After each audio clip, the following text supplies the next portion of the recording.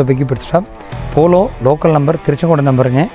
வண்டி 1,10,000 ஓடி இருக்குது. 2014 model, single owner, highline model. So இதில் வந்து பார்த்தீங்கன்னா உங்களுக்கு power steering, power window, AC, central lock எல்லாமே வந்துடும்.